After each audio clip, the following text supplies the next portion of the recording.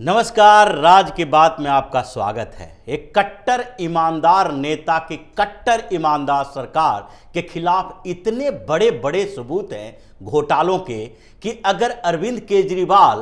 रात के अंधेरे में एकांत में जो योगा करता है, विपश्यना करता है, उस समय इन घोटालों की लिस्ट देख ले तो शर्म से डूब मरेगा। लेकिन अरविंद केजरीवाल के आंखों में शर्म नहीं है, फिर भी वो इन शर्म के ऊपर पर्दा डाल के मीडिया के सामने रोना रोता रहता है कि हम तो अभी भी कट्टर ईमानदार हैं। आज अरविंद केजरीवाल की सरकार के उन 10 घोटालों की लिस्ट बताएंगे जिसमें अब ऐसी स्थिति आ गई है कि कुछ की जांच एसीबी कर रही है, कुछ की जांच विजिलेंस डिपार्टमेंट के पास है, कुछ सीबीआई के पास और कुछ ईडी के पास है। और ये सारे के सारे घोटाले अब इस कदर सबूतों के जंजाल में फंसते जा रहे हैं कि सब में अब बड़ी कार्रवाई होने वाली है और एक के बाद एक अरविंद केजरीवाल के इतने मंत्री, नेता, विधायक जेल जाने वाले हैं। उसके बाद सरकार की बर्खास्तगी की नौबत आएगी और मुख्यमंत्री अरविंद केजरीवाल के ऊपर भी गाज गिरने वाला है। तो इन घोटालों में शुरुआत करते हैं शराब घोटाले से, क्योंकि अभी सबसे ज्यादा और सबसे चर्चित घोटाला यही है जिसमें डिप्टी सीएम रहे मनीष सिसोदिया जेल के अंदर हैं और कुछ और मंत्रियों के, यहां तक कि अरविंद केजरीवाल के यहां भी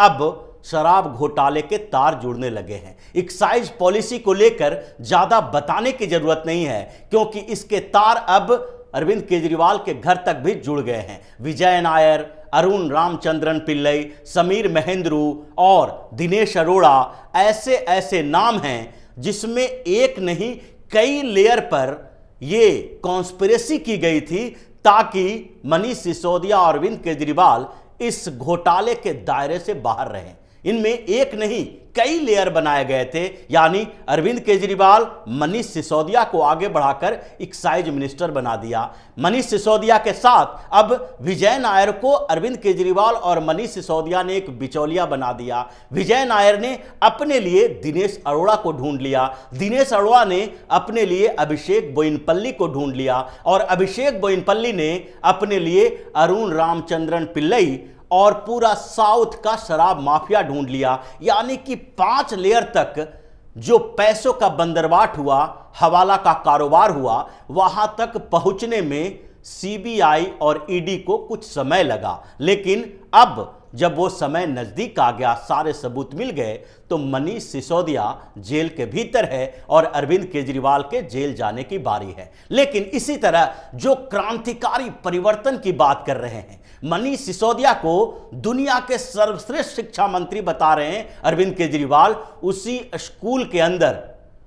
क्लासरूम घोटाला भी एक सामने आया है। यह दूसरा बड़ा घोटाला है जिसमें करीब करीब 2000 करोड़ के घोटाले का आरोप लगाया गया है। यानी उसमें क्लासरूम बनाने को लेकर घोटाला है। जिस तरीके से मॉडल स्कूल बनाए गए दिल्ली के अंदर और बड़ी बड़ी बातें की गई कि स्विमिंग पूल है स्कूल के अंदर, स्कूल के क्लासरूम स्मार्ट कर दिया गया है, बेहतर एसी सुविधाएं मुहैया करा दी गई है, ये सारे के सारे जो दावे किए जा रहे थे उसकी जांच एसीबी कर रही है, क्योंकि एसीबी के पास शिकायत गई और उसमें प्रथम दृष्टया जो सबूत मिले हैं उससे पता चलता है कि इसमें भी बड़ा पैमाने पर घोटाला हुआ। क्योंकि पहली सबूत तो यही दी गई उसमें कि एक क्लासरूम जिसकी लंबाई चौड़ाई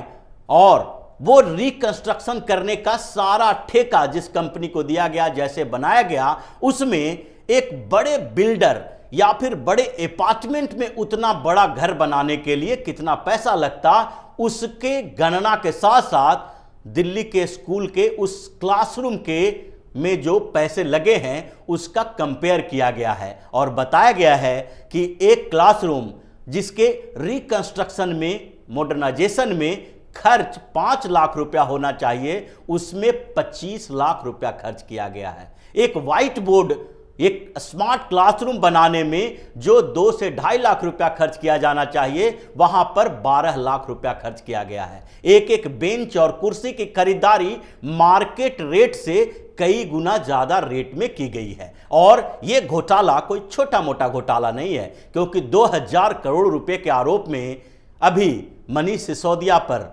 जब यह आरोप लगा है, एजुकेशन मिनिस्टर रहे हैं, और एसीबी को जिस तरीके से सबूत मिल रहे हैं, अब यह मामला भी सीबीआई के पास पहुंचने वाली है। और उसके बाद फिर से अरविंद केजरीवाल और मनीष सिसोदिया इस घोटाले में घिरेंगे, और उस समय उनके पास ये कहने के लिए नहीं होगा कि स्कूल में जो शिक्षा क्रांति लाने वाले मनीष सिसोदिया ये 2000 करोड़ रुपए में जो क्लासरूम बनवाए हैं, उसमें से कितना करोड़ रुपया आम आदमी पार्टी के नेता, बिजनेसमैन, कॉन्ट्रैक्टर और ये डिप्टी सीएम और सीएम ने खाया है। इसके अलावा आगे चलते हैं, घोटाले की लिस्ट अभी बहुत लंबी है, जिसमें एक घोटाला दिल्ली जल बोर्ड का भी है। 400 करोड़ रुपए का टैंकर घोटाला भी है, जिसमें जल मंत्री सत्येंद्र जैन थे। उस समय कपिल मिश्रा भी उस जल डिपार्टमेंट में थे, दिल्ली जल बोर्ड के वाइस चेयरमैन रह चुके थे। और वो घोटाला जो 2015 से चलता हुआ 2019 तक पहुंचा, उससे पहले शीला दीक्षित के समय भी आरोप लगे थे, और इसमें अरविंद केजरीवाल के मंत्री रहे सत्येंद्र जैन, और उसके अलावा कुछ और नेता शामिल हैं। इसमें जल माफिया, जो टैंकर माफिया दिल्ली के हैं, उसके साथ सांठ-गांठ के आरोप मिले हैं, और सबूत इस आधार पर मिले हैं कि कैसे अरविंद केजरीवाल ने सरकार बनने के बाद उन्हीं टैंकर माफियाओं के साथ सांठ-गांठ किया, जिसके ऊपर पहले आरोप लगाते थे। और यही कारण है कि संगम विहार जैसे क्षेत्रों में जहां टैंकर की जरूरत पड़ती थी, दिल्ली की सरकार ने दिल्ली जल बोर्ड का पानी भेजने में सालों लगा दिया। यही नहीं, सत्येंद्र जैन के मंत्रालय में कई और घोटाले हुए थे। उसमें स्वास्थ्य विभाग में कोविड के समय एक 7 टेम्पररी हॉस्पिटल जो बनाना था, 1556 करोड़ रुपए में वो कागज पर ही बना रह गया। इसके आरोप के बाद इसकी भी जांच हो रही है कि आखिरकार ये हॉस्पिटल गए कहां। जब टेम्पररी हॉस्पिटल बनाना था तो उसमें 1500 से ज्यादा करोड़ रुपए का ठेका दिया गया, और उसमें कुछ टेम्पररी एस्टेब्लिशमेंट किए गए, लेकिन इसमें जितने पैसे खर्च किए गए हैं, जितने 7000 से ज्यादा आईसीयू बेड की बात की गई है, वो सारे के सारे कागज पर ही दिखाई पड़ रहे हैं, फील्ड में तो कुछ नहीं है। और इसलिए इसकी जांच भी हो रही है। इन घोटालों के साथ साथ पीडब्ल्यूडी मंत्री रहे सत्येंद्र जैन के उस घोटाले में भी शामिल है, जिसमें अरविंद केजरीवाल का सबसे नजदीकी संबंधियों में से एक भी शामिल माना जाता है। पीडब्ल्यूडी मंत्री जब सत्येंद्र जैन थे तो उस समय कुछ कंस्ट्रक्शन के टेंडर दिए जा रहे थे, रोड बनाने के और कंक्रीट और सीमेंट की सड़कें बनाने के भी टेंडर दिए जा रहे थे। उसमें एक बड़ा घोटाला तब सामने आया था जब अरविंद केजरीवाल के साढ़ू का बेटा वही इसमें सीमेंट का सप्लायर था, और घटिया सीमेंट और गिट्टी, बालू, रेती आदि की सप्लाई कर रहा था। सैम बिल्डर्स के ऊपर बड़े आरोप लगे हैं, और अरविंद केजरीवाल के साढ़ू के बेटे जो इसमें शामिल था, उसकी भी जांच हो रही है। इसमें महावीर सीमेंट सप्लायर जो उसकी कंपनी है, ये पूरी तरीके से फर्जी थी, और ये फर्जी कंपनी के हवाले से ये सीमेंट की सप्लाई कर रहा था। मतलब साफ है कि जब अरविंद केजरीवाल के साढ़ू की कंपनी में, साढ़ू के बेटे की कंपनी में को ठेका दिया गया सत्येंद्र जैन के मंत्रालय के माध्यम से, तो लिंक तो सत्येंद्र जैन, उनके साढ़ू के बेटे और अरविंद केजरीवाल तक पहुंचता है। और इस मामले की जांच जो चल रही है उसमें भी कार्रवाई होने की गुंजाइश दिख रही है। यही नहीं, बिजली की सब्सिडी की बात कर करके, मुफ्त बिजली की बात कर करके अरविंद केजरीवाल सत्ता तक पहुंचे,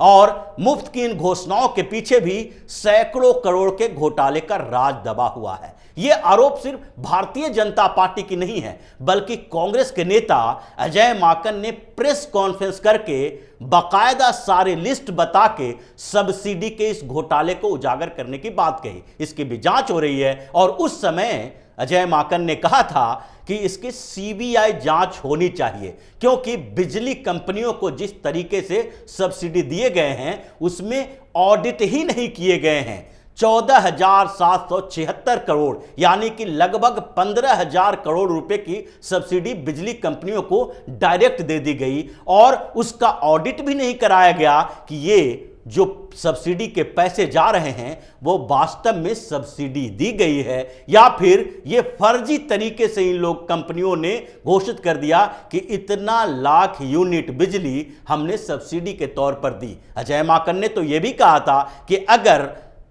इसे ऑडिट किया जाए और कंपनियों को जो सब्सिडी का पैसा दिया जा रहा है उसको देखा जाए तो अभी दिल्ली के हर घर को 500 यूनिट तक बिजली फ्री में मिलनी चाहिए। अब इस मामले में भी अरविंद केजरीवाल बुरी तरीके से फंसे हुए हैं और इसके बाद जो जांच हो रही है उसमें ये बड़ा से बड़ा घोटाले को भी मात करने वाला है क्योंकि ये हजारों करोड़ रुपए के हेरफेर का मामला सामने आने वाला है। इन घोटालों के बाद जो एक बड़ा घोटाला है वो ट्रांसपोर्ट विभाग में भी हुआ है। इसमें हाई कोर्ट में यह बात गई और हाई कोर्ट दिल्ली की साफ तौर पर कह दिया कि ये सिर्फ अपराध का मामला नहीं है बल्कि ये मामला जो है वो करप्शन का भी है और बिजनेस डिपार्टमेंट इसके करप्शन के एंगल की भी जांच करे, इसमें एसीबी को भी शामिल किया जाए। ये मामला बुराड़ी के उस लाइसेंस परमिट ऑफिस के ऊपर था और इसमें आरोप लगाया गया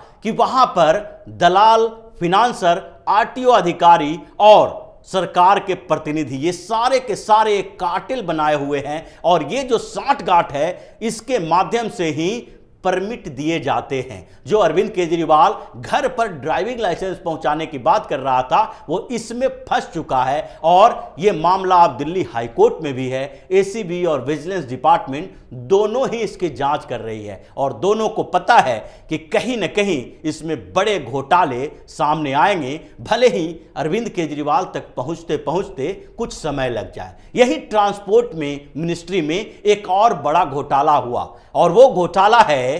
क्लस्टर बसों की खरीद की। 1000 लो फ्लोर क्लस्टर बसों की खरीद हुई और इसमें डीटीसी कमिश्नर ने जो रिपोर्ट बनाया उसने बताया कि ये जो कंसल्टेंट नियुक्त किया गया है, अपॉइंट किया गया है, सबसे बड़ा झोल तो उसी में है। उसने टेंडर में घपलेबाजी की, उसके साथ साथ 1000 बसों के मेंटेनेंस का जो कॉन्ट्रैक्ट हुआ उसमें भी अरविंद केजरीवाल की सरकार घोटाले में शामिल है और ये 1000 लो फ्लोर बसों के हजारों करोड़ के इस घोटाले की जांच अब सीबीआई के हवाले है। सीबीआई इसकी भी जांच कर रही है और ट्रांसपोर्ट मिनिस्टर कैलाश गहलोत के ऊपर भी कार्रवाई होने वाली है क्योंकि उनके ऊपर भी सीबीआई की नजर है, सबूत मिल रहे हैं और कभी भी वो गिरफ्तार किए जा सकते हैं। इन मामलों को तो देखिए, लेकिन इसके अलावा एक ऐसा मामला है जो सामान्य लोगों से जुड़ा है, गरीब मजदूरों से जुड़ा है और वो है घोस्ट कंस्ट्रक्शन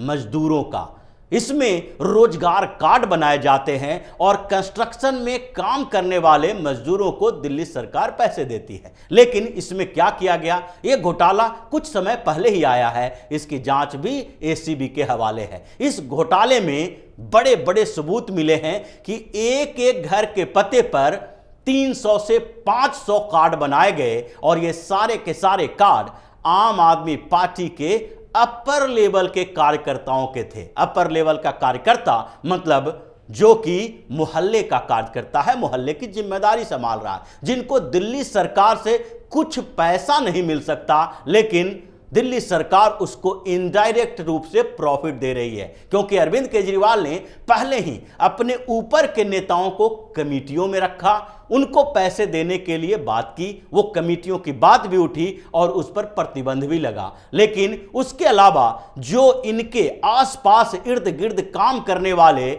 जो लोग थे उनको कहीं मीडिया सेल में तो उसके अलावा कहीं विजिलेंस डिपार्टमेंट में, कहीं दूसरे पैनल में, ये सारे के सारे को एडजस्ट कर दिया गया और लाखों रुपए की सैलरी दी जा रही है। लेकिन जब यही बात उनके दूसरे लेवल के कार्यकर्ताओं को पता चला तो वो भी इसमें बोलने लगे कि हमें क्या मिलना चाहिए। इसीलिए ये रोजगार कार्ड का ड्रामा किया गया और इन लोगों को महीने में 5 से 7 हजार रुपए का एक तरीके से पेंशन दिया गया। मतलब 10 बड़े बड़े घोटाले अरविंद केजरीवाल की सरकार ने की है। ये सारे के सारे घोटाले ऐसे हैं जिसमें देखा जा सकता है कि अरविंद केजरीवाल की सरकार पूरी तरीके से सीधे इन्वॉल्व है और इन घोटालों की जांच एलजी के हवाले से, हाई कोर्ट के हवाले से, कांग्रेस के नेताओं के आरोप के हवाले से कहीं न कहीं CBI, ED, ACB, vigilance department कर रही है। और ये सारे के सारे घोटालों में सबसे बड़ा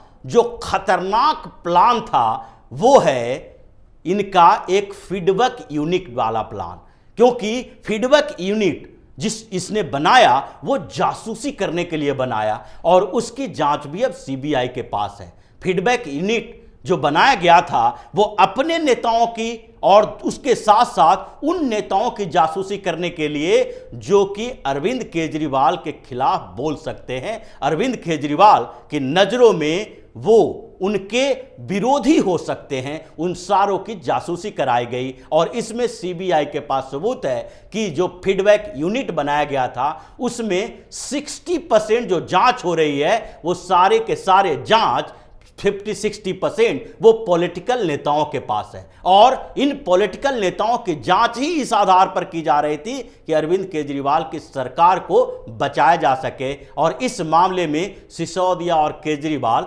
दोनों डायरेक्ट फंसे हुए हैं, यानी इन 10 घोटालों में फंसी अरविंद केजरीवाल की सरकार अब कभी भी बर्खास्त हो सकती है, क्योंकि डिप्टी सीएम जेल में हैं, सीएम जेल जाने के लिए तैयार हैं और ये छोटे मोटे जो मंत्री हैं वो कभी भी आम आदमी पार्टी में उस स्तर के रहे ही नहीं कि सरकार चला सकते हैं। विधानसभा में विद्रोह होने की संभावना है, आम आदमी पार्टी में ऐसे ही आग लगी हुई है और सरकार की बर्खास्तगी की तैयारी भी चल रही है। तो इसी तरह की खबरों के साथ फिर से हाजिर होंगे, तब तक के लिए बने रहिए हमारे साथ और देते रहिए हमें सहयोग, ताकि इसी तरह की खबर हम आपके लिए लाते रहें। धन्यवाद।